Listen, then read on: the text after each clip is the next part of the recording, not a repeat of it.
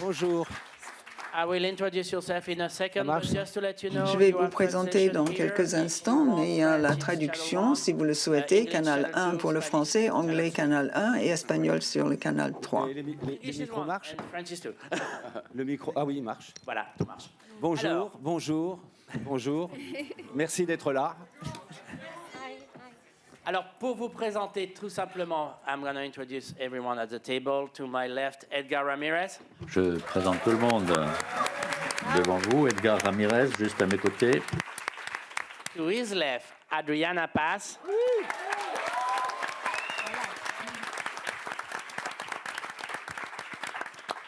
Zoé Saldana.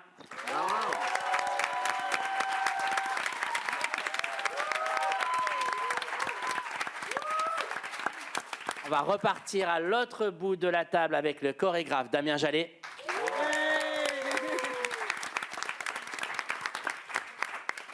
Les compositeurs Camille et Clément Ducol.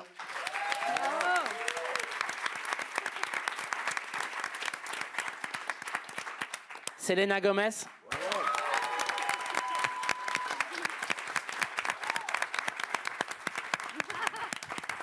Carla Sofia Gascon.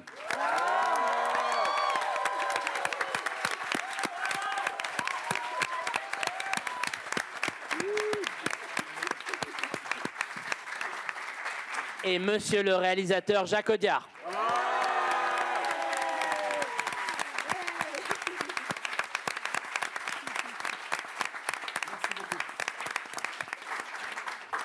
Jacques, si vous voulez bien, on va commencer par vous. Une question très très simple pour commencer, parce que quand j'ai vu le film, j'ai trouvé que c'était un des projets de cinéma les plus fous que j'ai jamais vu sur un écran. Ce que je me demande, c'est comment on a cette idée-là, d'où la genèse de ce projet, quoi, tout simplement. Ben ça m'est venu. Le premier confinement a servi à quelque chose. Vive la Covid. Et j'ai lu un roman de Boris Razon qui s'appelle Écoute, et dedans il y avait un chapitre qui parlait d'un personnage de narco qui voulait changer d'identité, et c'était pas développé dans le roman, alors je me suis permis moi de le développer. Voilà, c'est venu comme ça. Mais c'est venu d'abord sous forme d'opéra. Enfin, je pensais que c'était un opéra, et ça a mis du temps à devenir un film. Ok, et une question pour that's a question for everybody at the table here. Une question pour tout le monde, par curiosité. Comment est-ce qu'on peut se préparer à un tel projet intérieurement? Comment se préparer? Comment s'adapter à un certain état d'esprit? Voilà, ça, tu te Carla. Thank you very much for we are here. Merci beaucoup. Merci beaucoup. Enchanté. Ok, voy a hablar español que se me da mejor. On va parler espagnol. Bon, bah celle-là, je vais la faire en espagnol. En fait, pour entrer dans un film comme celui que nous a fait Jacques, il faut être comme Jacques. Donc, il est un peu barré, lui. Il faut être comme Jacques, un peu barré, comme nous tous. Je pense que c'est une équipe tout entière de gens extrêmement créatifs. Je pense que notre dénominateur commun, c'est notre amour, notre engagement total dans le travail qu'on a fait pour ce film. Et ça me paraît absolument incroyable, spectaculaire qu'on soit tous là, et surtout moi, je crois que je suis encore plus barré que les autres. Donc ce qui, moi, m'a paru le plus dur, ça n'a pas été d'entrer dans le personnage, mais d'en sortir. Sortir des corps et des personnages de Emilia et de Manitas et de cette histoire merveilleuse dans laquelle mon cher Jacques nous a embarqués. Mon cher Jacques, voilà, maintenant je peux l'appeler comme ça. The other actors, they want to answer? Yes. What was the question again? How to get into the state of mind to be ready for this kind of Comment se project? préparer Comment adopter cet état d'esprit? Pour moi, je me suis tout simplement abandonné à tout le travail qu'il fallait faire. Il y avait de la musique, de la chorégraphie, tout l'environnement créé par Jacques. Donc pour nous, chaque jour, c'était une nouvelle journée pour absorber tout ce que l'on avait à faire.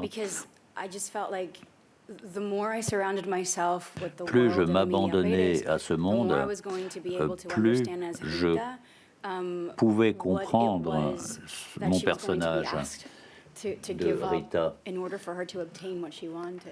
Il fallait qu'elle s'abandonne pour obtenir ce qu'elle voulait. Au niveau de la création musicale de la danse, de chorégraphie, c'était aussi c'est très très nouveau ce qu'on voit dans le film. C'est vraiment quelque chose de nouveau. Je crois que ce qu'on entend et ce qu'on voit. Est-ce que vous en étiez conscient? Est-ce que c'est ce que vous a demandé Jacques? Bonjour à tous. Nouveau, en fait, c'est un processus qui est toujours nouveau. Les comédies musicales, ça se réinvente tout le temps.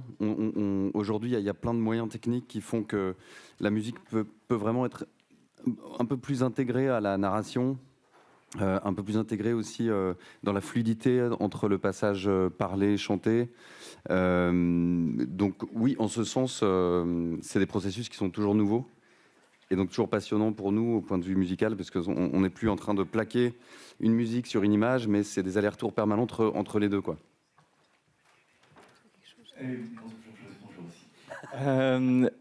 En fait, comme moi, j'ai rencontré Jacques, j'ai rencontré au Mexique, donc c'était complètement le projet a commencé de manière complètement folle. Mais quand il m'a donné le script, en fait, je me suis aperçu pourquoi tu veux un chorégraphe, parce qu'en fait, il y avait la danse n'était absolument pas invitée dans tout ce que je lisais, et je trouvais aussi que par rapport au fait que c'était des acteurs en fait qui tiraient l'histoire, et donc du coup qui devaient aussi danser. Je me suis dit mais attention, tu vas te retrouver avec un chorégraphe dans les pattes qui va être comme un obstacle entre le jeu et qui va formaliser. Donc en fait, ça a été très très long presque pour essayer de comprendre comment on allait travailler, et ça a pris énormément de conversations, d'essais, parfois d'aller un peu comme dans un labyrinthe, on va dans un endroit puis on se dit ah non, là on peut pas aller là, donc il faut essayer autre chose.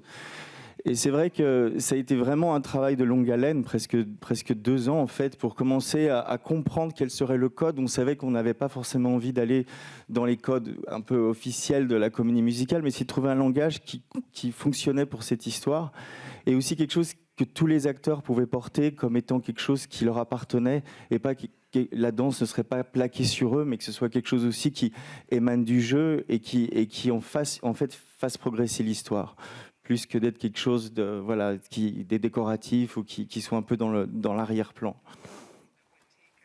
Ok, on va commencer les questions. 3e rang, madame. Merci. Bonjour. Voy a aprovechar que se puede hablar hoy español. Voilà, je vais profiter du fait qu'on puisse parler espagnol aujourd'hui. Félicitations pour ce film qui est absolument magique, qui est un bonheur absolu. Donc, je voulais demander à Carla Sofia l'entendre un peu plus pour savoir qu'est-ce que ça a supposé pour elle, qu'est-ce que ça voulait dire, ce voyage à travers le personnage qu'elle a dû faire à travers cette opportunité que lui a donnée Jacques. Je suis de la Radio Nationale Espagnole. Enchantée.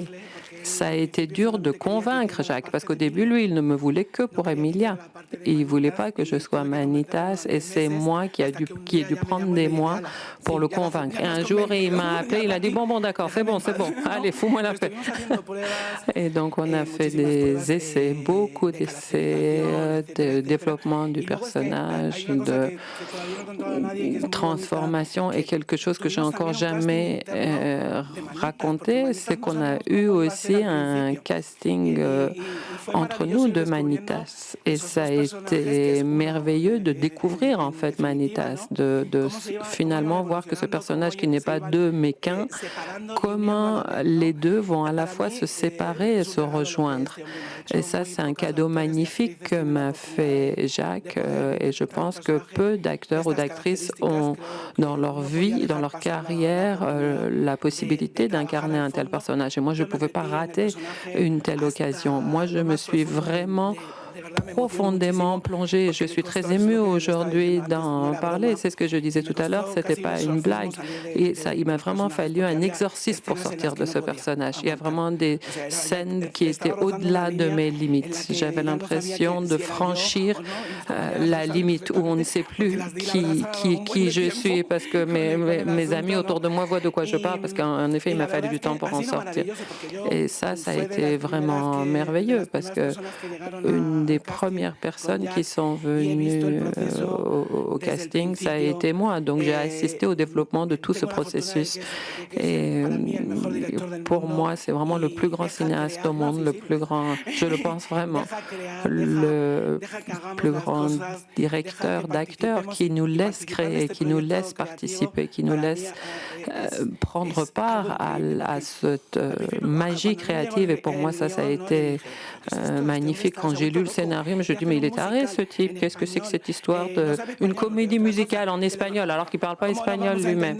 Mais comment on va se comprendre? Je lui ai dit, écoute, tu ne parles pas espagnol, moi je ne parle pas français, je ne parle pas anglais, comment on va faire? Et il m'a dit, alors je vais essayer de rester poli, mais il m'a dit, écoute, c'est exactement la même question que m'a posée Joaquin Phoenix quand on a fait Sister Brother. Comment ça s'appelle en anglais? Je ne sais plus ce film. Et je lui ai dit, alors qu'est-ce que tu as répondu? Il a dit, par télépathie. Et c'est vrai. Entre lui et moi, il n'y a pas besoin de mots. On comprend exactement ce que chacun attend de l'autre. Et bon, c'est plutôt lui qui attend des choses que moi, mais voilà, c'est comme ça que ça a marché. Alors nous, on ne peut pas faire de télépathie pour les questions, donc il va falloir le dire avec vos mots. Oui, bon, je profite aussi pour l'espagnol. Soy Florencia Ángeles, pour de moi México, aussi, para en W espagnol, Radio, moi je suis pour la radio mexicaine. Je voulais savoir au réalisateur, bravo d'abord, merci beaucoup, ce film qui m'a fait rire, pleurer, ressentir tout ce qui se passe au Mexique. Et c'est une question aussi bien pour le réalisateur que pour les acteurs, Zoé, Selena et Carla. Comment le changement de perception du Mexique a été pour vous avant et après le film? Quel effet a eu le film sur votre modification de la perception pour les deux, aussi bien vous que les comédiens? En fait, moi, je suis... Voilà, on me demandait quelles étaient l'origine du projet. Alors, on peut dire, oui, je dis, oui, c'était un opéra, tout ça, mais pourquoi au Mexique et pourquoi donc en espagnol? Quelque chose me choque énormément au Mexique, c'est tous ces problèmes de disparus, des féminicides, qui sont vraiment une chose épouvantable. Toutes ces régions où on ne peut plus prudemment aller parce qu'elles sont dangereuses. En fait, la chute de la démocratie est une chose qui est insupportable pour moi. Et donc, je me disais, tiens, quitte à faire une comédie musicale, quitte à ce que ça chante et ça danse, autant faire ça à partir d'une tragédie. Voilà. Oups. Les actrices? Les comédiennes, peut-être? Yeah. Para responderle, se le puedo responder también en español. Moi aussi, je vais répondre en espagnol. Moi qui ai des origines latines et qui vis aux États-Unis depuis plus de 20 ans à Los Angeles, la culture mexicaine est une culture dans laquelle j'ai grandi. J'ai beaucoup de familles aussi qui est à moitié mexicaine. Et cette injustice, cette corruption, c'est quelque chose qui est commun à beaucoup de pays. Et moi, ça ne a jamais remis en question l'admiration et le respect que j'ai pour la culture mexicaine. Et là où je suis très reconnaissante à Jacques, c'est qu'il ait pris cette liberté créative pour créer une histoire qui couvre à la fois toute la partie sombre du Mexique, mais qui encore une fois existe dans d'autres pays, mais aussi célébrer la beauté et la richesse de cette culture et le potentiel artistique de ce pays. Selena? I forgot the question, I'm sorry. Excusez-moi, la question, pouvez-vous la répéter? Que pensez-vous de la situation du Mexique? Oui, je suis d'accord avec ce qui vient d'être dit. J'ai grandi au Texas. Le Mexique est une autre partie de ma vie, mais je pense que je n'ai rien à ajouter à ce qui a été dit. C'était très très bien exprimé.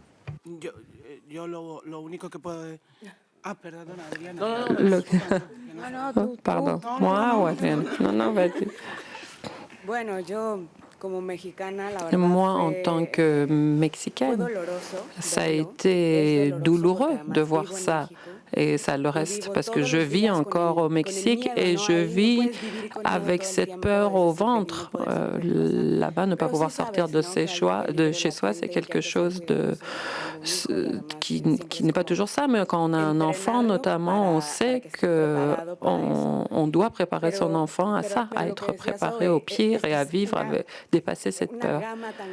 Mais en même temps, c'est vrai qu'il y a une telle variété dans ce pays, il y a une telle beauté, une telle variété de cultures, de paysages et le courage de ces êtres humains. Et comme ce que disait Jacques, avec cette maîtrise, avec ce sens artistique de mélanger la danse et la musique, de faire une comédie musicale, mais tout en faisant sentir cette douleur.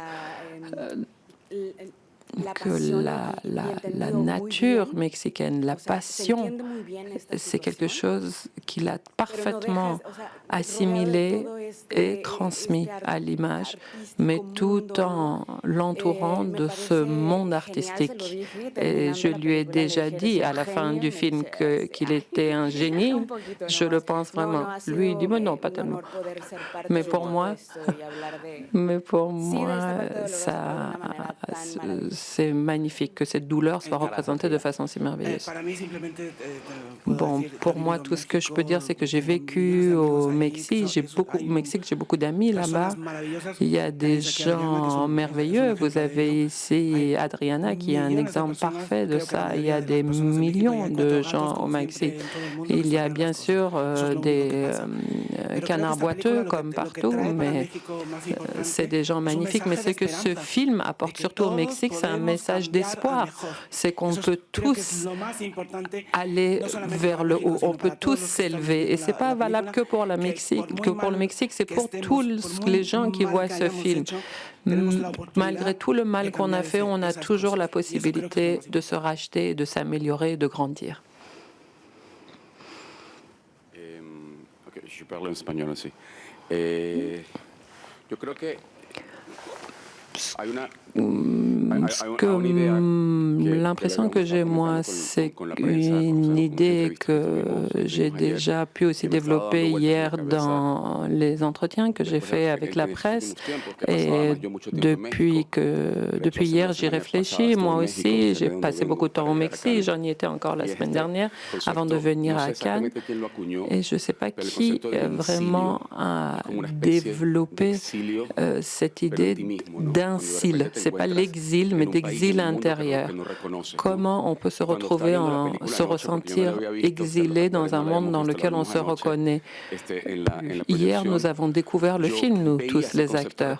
Et en voyant ce film, je me disais, mais vraiment, c'est ça. C'est quand le monde qui nous entoure disparaît. On ne le reconnaît plus. On est piégé dans ce monde qu'on ne reconnaît plus. Et en Amérique latine, c'est quelque chose de quotidien. On est dans ce pays, mais on ne le reconnaît plus. C'est vraiment la violence mexicaine, la violence dans toute l'Amérique latine. C'est ce que ça nous fait ressentir. Même le personnage de Manitas, il est exilé dans son propre corps. Il ne se reconnaît pas dans son corps. Et il y a un décalage entre cette réalité intérieure et l'extérieure qui s'exprime aussi, qui sort du corps et du ce pays. Et comme on ne peut pas s'échapper de ce monde, mais on l'aime aussi follement. Et en effet, comme disait Carla, il y a ce message d'espoir. Nous, les Latino-Américains, malgré toute la souffrance, tout le sang, toute la violence, on a cette capacité d'espérer, d'être joyeux, de voir tout au fond du tunnel, la lumière qui fait que l'on avance et avancer. Je pense que le film est de supporter supporter, d'avoir cette capacité de tenir bon. Je trouve que c'est vraiment latino-américain et Jacques, en tant que Français, a eu la sensibilité, la compassion, la fraîcheur du regard pour explorer, comprendre et l'incarner dans un film. Par ici, s'il vous plaît. Question over there. Bonjour, Alicia Garcia de l'agence EFE. Félicitations, Monsieur Dehaert, parce que c'est une énorme surprise, ce film, c'est magnifique. Ma question, c'est pour Carla. Carla, paso al español. Quería preguntarte, primero, ¿dónde estabas? Carla, où est-ce que tu étais en Espagne? On ne te connaît pas tellement en Espagne. Pardon, moi j'écoutais l'espagnol, maintenant on repasse à l'espagnol. Alors, où est-ce que tu étais en Espagne? On ne te connaît pas, c'est au Mexique qu'on te connaissait. Quelle a été l'importance de ce rôle pour toi en tant que personne trans? J'étais au Mexique quand on m'a appelé la première fois pour ce film et là on m'a dit « Ah, on a 45 chansons si tu veux les apprendre pour demain pour voir si tu peux les chanter devant le réalisateur. » J'ai dit « Mon enfin, c'est une blague ou quoi ?» J'ai dit d'abord « Moi je ne sais pas chanter, je ne suis pas chanteuse. » C'est une des raisons pour lesquelles je me suis dit, bon, bah, c'est pas pour moi. Mais voilà, grâce au travail magnifique de Camille Clément et de toute cette équipe qui m'a contacté au Mexique. Et puis bon, on parlera de tous ceux qui nous ont accompagnés. 2-3 ans comme ça de travail acharné ont fait qu'on a pu, malgré tout, mener à bien ce projet. Et donc voilà, c'était là au Mexique et ça m'a vraiment surprise. Est-ce que ça représente pour moi en tant que personne trans? Il faut plutôt demander ce que ça représente pour toutes les personnes trans. Et il y a vraiment un message à envoyer ici pour tous les acteurs, nous tous qui nous avons consacré nos vies au métier d'acteur. J'ai des milliers d'amis qui, pour l'amour de l'art, passent leur vie à monter sur scène pour une poignée de spectateurs tous les jours. Ils courent les cachets, ce qu'on leur propose. Mais il y a quelque chose de très beau dans le fait de continuer de se battre, de dire, bah voilà, aujourd'hui à 52 ans, j'y suis arrivée. Ça, c'est vraiment une des choses que j'aimerais vraiment mettre en avant. Et pour les personnes trans, là aussi, le message est évident aujourd'hui sur les réseaux sociaux. Si vous écrivez le mot trans, vous verrez que tout ce qui sort, c'est de la pornographie et des insultes. Moi, j'ai reçu des menaces de mort simplement parce que j'existais, pour aucune autre raison. Donc, comme on dit en Espagne, par-dessus la tête ou par-dessus le cul, ce que vous voulez, on le dit comme vous voulez, peu importe, vous comprenez l'image. Mais c'est un sujet extrêmement important. Si j'ai un message à envoyer aujourd'hui, c'est que nous, les trans, on est comme tout le monde. Je suis ni plus intelligente, ni plus stupide parce que je suis trans, qu'on soit LGBT, qu'on soit ce que vous voulez, on est des gens normaux.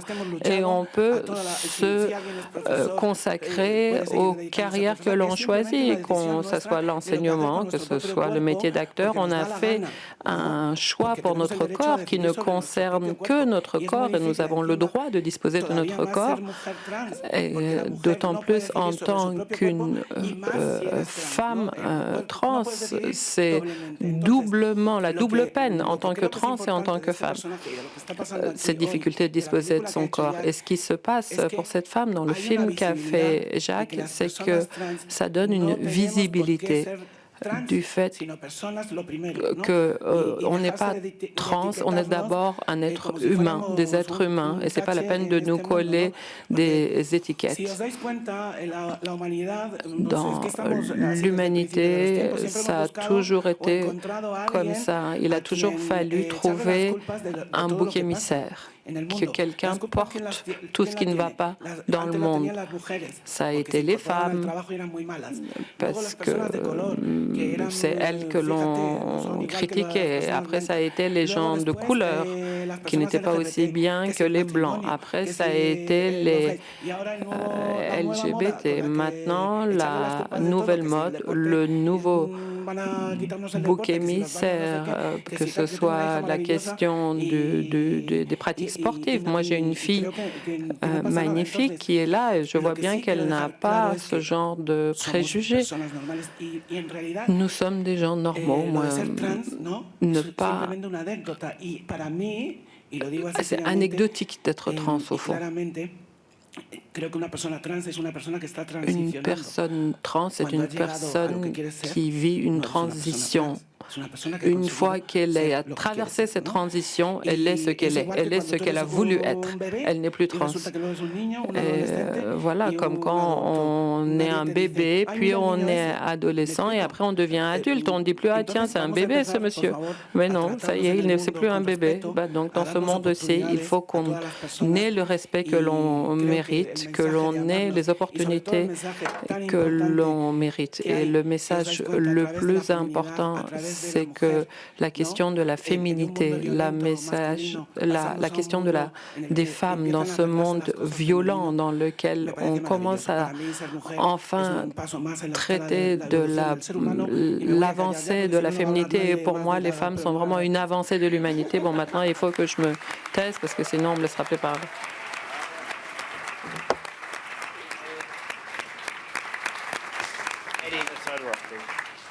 Bonjour.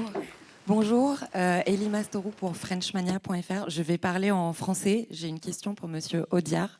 Mais avant tout, merci, gracias de corazón pour ce film. Merci à toutes et tous. Monsieur Audiard, merci pour ce film qui est une œuvre, on le sent, collective. Et c'est quelque chose qui, sans doute, on a le sentiment, parcourt votre cinéma récemment, enfin depuis déjà DIPAN, les Olympiades. Est-ce que vous avez aussi ce sentiment d'ouverture pour raconter collectivement des films qui racontent le monde autrement, ensemble? Merci. Vous pouvez reposer la question de manière plus synthétique? Est-ce que vous avez l'impression... De sorte que je peux répondre par oui ou par non? Ah ben non. Est-ce que vous sentez vous aussi ce film comme nous on l'a ressenti comme une œuvre collective? Oui, absolument. Moi, je fais du cinéma pour ne pas être seul. Déjà, ça commence comme ça. Ça commence par une écriture avec un co-scénariste, et après c'est une équipe, après c'est des comédiennes, des comédiens qui viennent. Et oui, bien sûr. Ça ne peut être que collectif. Vraiment que collectif. Comme on dit, la somme des angles est supérieure au triangle. Voilà, c'est quand on est ensemble, ça va plus loin. Les idées se confrontent. Et moi, je ne vois les choses que comme ça. En fait, si je fais du cinéma, c'est pour voir des gens, pour rencontrer des gens. Voilà. Sinon, je suis plutôt solitaire et misanthrope. On a une question juste là. Buenos días, felicidades a todo el equipo. Soy Alejandra Musi, félicitations à toute l'équipe. Je suis du journal Universal. C'est une question pour Monsieur Audiard. Votre film m'a profondément bouleversée parce que je trouve qu'il a trouvé la musique douloureuse de notre pays aujourd'hui. Ma question, c'est comment est-ce que vous avez pu vous approcher de cette réalité? Quelles ont été les recherches que vous avez menées, vos sources pour faire un film qui soit si profondément mexicain, que ça ne soit pas un film d'étranger sur le Mexique?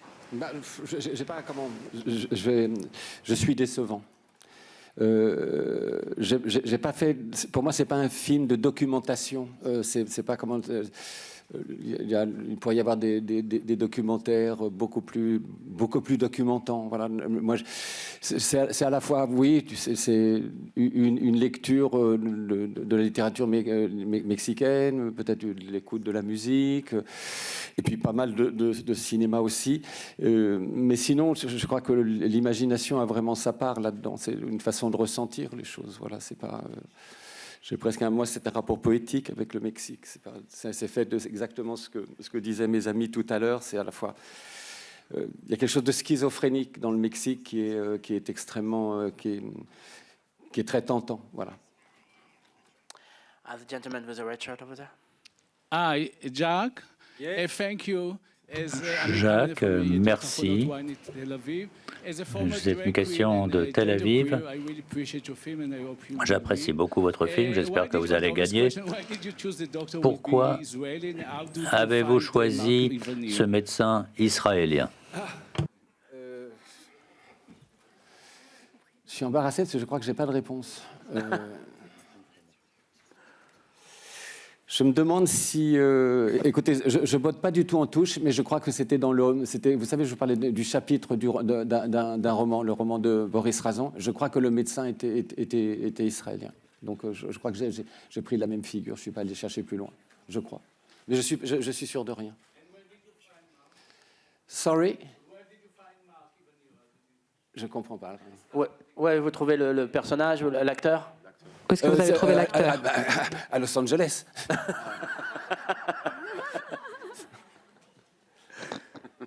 Ok, madame.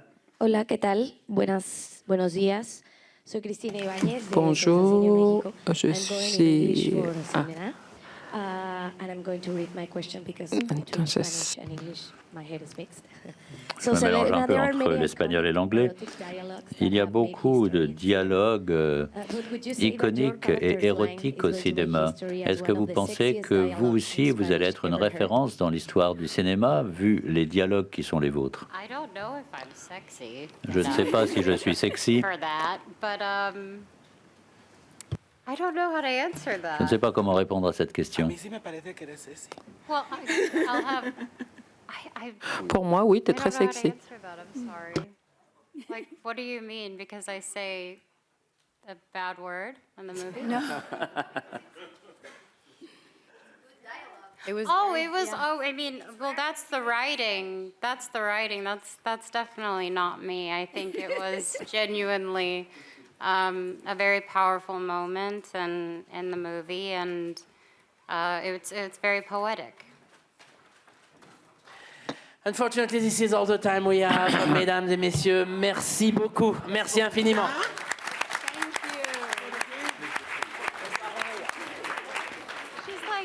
You're like, what's it? French question.